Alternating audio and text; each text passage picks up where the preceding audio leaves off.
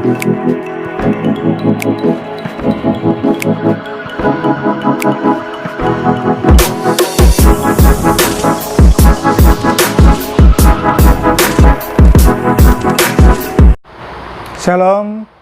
salam sejahtera buat kita semua.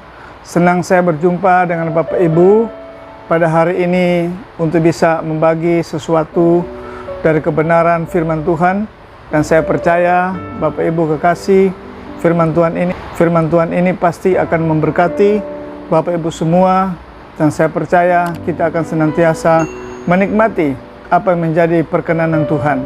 Hari ini saya akan berbicara satu poin kebenaran firman Tuhan, yaitu tentang bagaimana kita bisa menjadi orang yang berkenan kepada Tuhan.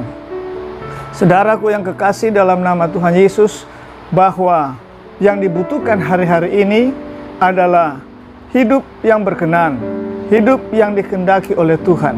Sebab hidup yang berkenan dan dikehendaki oleh Tuhan, itulah yang Tuhan inginkan. Itulah yang menjadi rencana, itulah yang menjadi kehendak Tuhan dalam kehidupan kita. Itu sebabnya mari saya mengajak kita semua, Bapak Ibu, saudara-saudara yang kekasih dalam nama Yesus. Buka hati saudara, ambillah kitab saudara, dan kita akan bersama-sama untuk menikmati firman Tuhan. Firman Tuhan saya ambil di dalam Matius pasal yang ke-11 ayat yang ke-28. Mari kita buka bersama-sama. Ayat 28 berkata begini, namun sebelum ke ayat 28, saya ingin ajak kita baca ayat 27. Berkata, semua telah diserahkan kepadaku oleh Bapakku, dan tidak seorang pun mengenal anak selain Bapa, dan tidak seorang pun yang mengenal Bapa selain anak, dan orang yang kepadanya anak itu berkenan menyatakannya. Puji Tuhan. Jadi Alkitab berkata bahwa segala kuasa telah diberikan kepada Yesus. Yesus berbicara segala kuasa telah diserahkan Bapa kepada dia, dan tidak ada seorang pun yang mengenal Bapa selain anak, dan tidak ada seorang pun mengenal anak selain Bapa, dan hanya kepada mereka yang Tuhan berkenan, itulah yang akan Tuhan nyatakan. Nah, pertanyaan saya kepada saudara, apa yang menjadi kehendak Tuhan dalam kehidupan kita, dan apa yang harus kita lakukan supaya kita menjadi orang-orang yang berkenan? Hari-hari ini kita sedang menghadapi dunia yang sedang dalam situasi yang tidak menentu. Kita menghadapi masalah yang begitu kompleks. Yang kita butuhkan adalah bukan kepandaian kita, bukan kepintaran kita, bukan pengalaman kita dalam mengatasi masalah. Tapi yang kita butuhkan adalah bagaimana kita mendapat perkenanan, mendapat kebaikan dari Tuhan, sehingga ketika kita mendapat perkenanan, maka kitalah orang-orang yang akan Tuhan luputkan.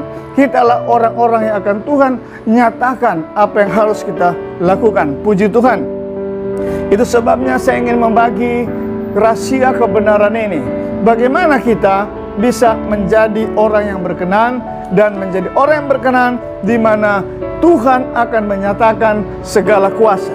Alkitab berkata bahwa segala kuasa di surga telah diberikan kepada Yesus, dan hanya kepada siapa yang Yesus itu berkenan, dia akan menyatakan dirinya kepada mereka. Di dalam Yohanes pasal yang pertama dikatakan begini, ada banyak orang yang percaya kepada Yesus, tetapi Yesus tidak mempercayakan dirinya kepada mereka. Ini sangat menyedihkan. Kekristenan, kalau saya tanya hari-hari ini, apa saudara percaya sama Yesus? Kita akan berkata, saya percayakan dia Tuhan. Tapi pertanyaan saya, kalau saya bertanya, apakah Yesus mempercayakan diri kepada saudara? Nah, ini menjadi sebuah pertanyaan yang harus kita jawab. Yang hanya bisa Yesus nyatakan dirinya adalah mereka yang berkenan kepadanya. Nah, siapa mereka orang yang berkenan kepadanya? Mari kita lanjut firman Tuhan ini di dalam ayat yang ke-8. Ayat 28 berkata begini, marilah kepadaku semua yang letih lesu dan beban berat, aku akan memberikan kelegaan kepadamu. Dunia hari ini kita menghadapi situasi yang seringkali begitu menyesakkan kita. Ada ketakutan, kekhawatiran, ada yang begitu menekan karena kita sedang menghadapi situasi virus yang belum selesai. Kita tidak tahu kapan itu akan selesai. Pemerintah juga sudah berusaha dengan segala kekuatan tenaga medis yang begitu hebat, tapi kita juga belum bisa memastikan kapan itu akan selesai. Tetapi Alkitab berkata bahwa Tuhan akan memberikan kita kelegaan di tengah-tengah kesulitan ini. Tuhan akan memberikan kelegaan dan sentosa kepada kita, yaitu tentunya kepada siapa? Nah, pertanyaannya, kepada siapa? Ayat 8 katakan, marilah kepadaku, hai kamu yang letih lesu dan beban berat. Haleluya, haleluya. Ini merupakan tawaran Tuhan. Ini merupakan panggilan Tuhan. Jadi yang pertama saya lihat di sini, orang yang berkenan kepada Tuhan dan Tuhan menyatakan kehendaknya, menyatakan kelegaannya, Tuhan menyatakan sentosa kebahagiaannya adalah mereka yang mau mendengar panggilannya. Tuhan katakan mari. Kata mari artinya kata panggil, kata panggilan bagi kita. Mari, apapun saudara hadapi hari ini, apapun kesulitan, apapun yang saudara lihat, Tuhan katakan mari, artinya dengar apa yang menjadi panggilan Tuhan dalam hidup saudara. Jadi yang pertama adalah Bapak Ibu kekasih, mereka yang melihat karya Tuhan dan kuasa Tuhan apabila mereka mau berkenan mendengarkan panggilan Tuhan. Jadi pertama mendengar, datang dan menerima panggilan itu. Begitu banyak orang Kristen sudah mendengar panggilan Tuhan, tetapi pertanyaan saya, berapa banyak yang datang merespon panggilan itu? Berapa banyak yang datang menerima panggilan itu? Ya, Tuhan mau yang pertama mendengar, merespon dan menerima panggilan dalam kehidupan kita. Jadi saudara, itu yang pertama. Dan yang kedua saya pelajari, katakan begini, pikulah kuk yang kupasang dan belajarlah padaku, karena aku lemah lembut. Jadi yang kedua, orang yang kepadanya Tuhan menyatakan dirinya, menyatakan kuasanya, menyatakan kasihnya, mendatangkan kelegaan dan sentosa di tengah situasi yang sulit, adalah mereka yang dikatakan yang siap, yang mau dikatakan memasang, memikul kuk Tuhan di dalam dirinya. Nah, saudaraku yang kekasih, Alkitab mengajarkan apa itu kuk. Kita telah belajar bahwa kuk itu berbicara tentang salib. Ada orang katakan salib itu adalah kuk, tetapi saudara saya sampaikan bahwa salib itu bukan saja, kuk itu bukan saja salib, tetapi kuk itu adalah tanggung jawab. Ketika kita orang percaya dipanggil oleh Tuhan menjadi orang-orang yang percaya kepada Dia, maka Tuhan memberikan kita tanggung jawab. Apa tanggung jawab yang Tuhan taruh di atas pundak kita? Adalah menjadi terang, menjadi saksi, menjadi berkat, dan untuk menjalankan tugas dan tanggung jawab, untuk menjadi murid Kristus, menjadi saksi, menjadi mandat kebenaran, itu tidak mudah. Itu ada satu perjuangan, itu ada satu tantangan yang luar biasa. Tetapi yang Tuhan inginkan, apakah saudara, Bapak Ibu yang kekasih, mau menerima tanggung jawab yang Tuhan berikan kepada kita? Tanggung jawab kita orang percaya di Indonesia apa? Melihat situasi masalah yang terjadi, melihat virus yang begitu luar biasa, apa tanggung jawab kita? Adalah mentaati aturan pemerintah, mentaati apa menjadi peraturan, benar-benar melakukan, menjadi terang dalam segala sesuatu. Sehingga saudara, seringkali ketika kita ambil tanggung jawab, mungkin itu akan menyakiti kita, akan melukai perasaan kita, akan membuat kita mungkin tertekan. Tetapi Tuhan katakan, pikulah kuk, sebab kuk yang kupasang adalah ringan. Jadi kuk Tuhan adalah ringan. Tanggung jawab yang Tuhan berikan sama kita sebenarnya ringan. Kenapa? Karena ketika Tuhan memberikan kita tanggung jawab dalam apapun, di dalam gerejamu, di dalam pelayanan, di dalam pekerjaan, di dalam rumah tangga, sebagai ibu rumah tangga, sebagai bapak rumah tangga, sebagai anak-anak, tanggung jawab menghormati orang tua, sebagai istri tanggung jawab dan tunduk kepada suami dan sebagainya. Nah, dalam menjalankan hal ini, Tuhan tidak biarkan kita. Dia memberikan kita kemampuan dan kekuatan. Yang Tuhan ingin adalah kesediaan kita untuk mau mengambil tanggung jawab sebagai orang percaya, bukan lari dari tanggung jawab. Banyak orang Kristen lari dari tanggung jawab, lari dari segala apa yang Tuhan mau. Dia cuma mau senang saja ketika dia menghadapi kesulitan. dia meninggalkan Tuhan, dia kecewa, dia tidak berani mengambil tanggung jawab menghadapi tantangan karena imannya. Dan saudaraku yang kekasih, Tuhan inginkan pikul laku adalah tanggung jawab sebagai orang percaya, harus menjadi terang dan menjadi berkat kepada semua orang yang belum mengenal Tuhan. Jadi ini yang kedua yang terakhir saya lihat di sini. Yang terakhir adalah belajarlah padaku karena aku lemah lembut dan rendah hati. Dan yang ketiga adalah orang yang berkenan kepada Tuhan adalah orang yang mau selalu belajar dan belajar dari Yesus. Ada banyak persoalan kita tidak mengerti dalam hidup kita. Bagaimana kita melakukan hal-hal yang baik sama Tuhan. Ketika kita tidak tahu apa yang harus kita lakukan adalah mau belajar. Belajar dari Tuhan.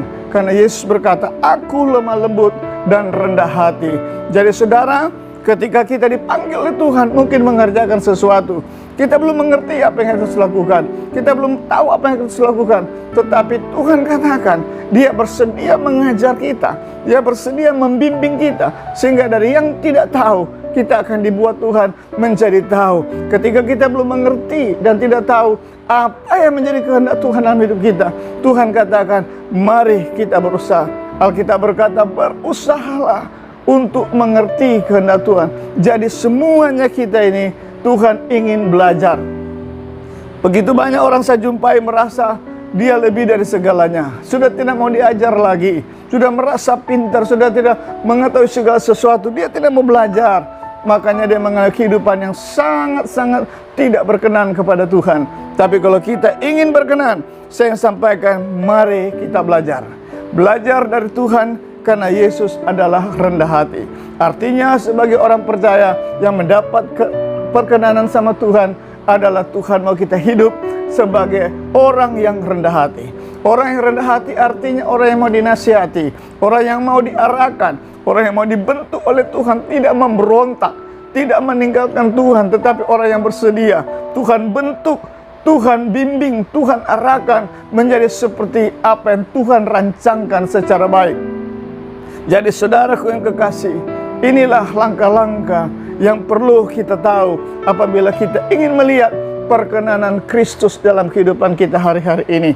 Hanya orang-orang yang berkenan kepada Tuhan adalah merekalah orang-orang yang pasti diberkati oleh Tuhan, pasti dilindungi, pasti dijaga oleh Tuhan, dan senantiasa dibimbing dan melihat kelegaan demi kelegaan dan kebahagiaan demi kebahagiaan. Tuhan menyediakan kelegaan kepada kita. Apa masalah saudara? Apa kesulitanmu? Apa yang sedang kau hadapi? Jangan lari dan datang kepada yang lain. Dengarkanlah panggilan Tuhan. Datang kepada Yesus. Mari ketika Tuhan kau berikan kau tanggung jawab. Jangan lari dari tanggung jawab. Berat ataupun ringan, ambil tanggung jawab itu untuk Tuhan dan mulai belajar. Kalau engkau belum tahu cara bagaimananya, terima saja dan ambil tanggung jawab itu dan belajar dari Yesus. Banyak bertanya kepada Tuhan, banyak bertanya, banyak berkomunikasi dengan Tuhan, karena Tuhan itulah Bapa kita, Dia guru kita yang sedia-sedia untuk selalu mau mengajar kita, membimbing kita dengan kasih-Nya yang luar biasa. Itu sebabnya kiranya Bapak Ibu, firman ini memberkati kita semua, memberikan kita kekuatan yang baru, bahwa hari-hari ini kita membutuhkan perkenanan Tuhan, kita membutuhkan kebaikan Tuhan, kita membutuhkan kelegaan dari Tuhan. Hanya mereka lah yang saya sampaikan firman ini adalah mereka yang akan melihat hal itu. Itu sebabnya mari datanglah kepada Yesus, datanglah kepada Tuhan, bawa persoalanmu, bawa hidupmu kepada Tuhan, biar Tuhan yang mengambil alih segala sesuatu. Kiranya Tuhan memberkati kita semua. Haleluya, haleluya. Puji Tuhan, Bapak Ibu, demikianlah firman Tuhan yang bisa saya sampaikan kepada Bapak Ibu Saudara. Dan sekiranya firman ini memberkati saudara, menguatkan saudara, saya mohon kiranya dukungan saudara bisa membagikan firman Tuhan ini kepada saudara-saudara yang lain, teman-teman, sahabat, serta mungkin di grup WA saudara, sehingga mereka juga boleh diberkati oleh Tuhan. Saudara juga bisa berikan komentar, dan jangan lupa juga menekan subscribe dan tombol lonceng di sebelahnya.